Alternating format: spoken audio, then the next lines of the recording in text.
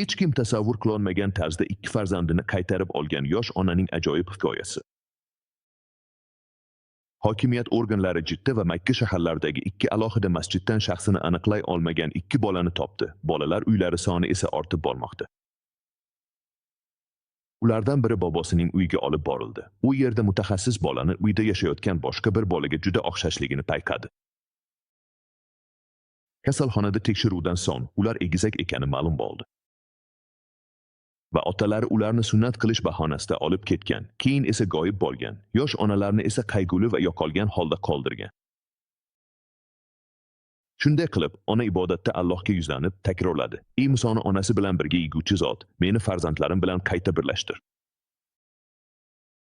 Yengillik kelguncha va uning 2 bolasi unga qaytarilgunga qadar bu voqea hammaning ko'z yoshlariga sabab bo'ldi.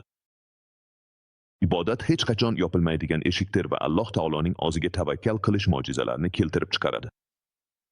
Kimki biror narsani Allohga topshirsa, eng rahmli zot uni o'z himoyasi bilan asraydi.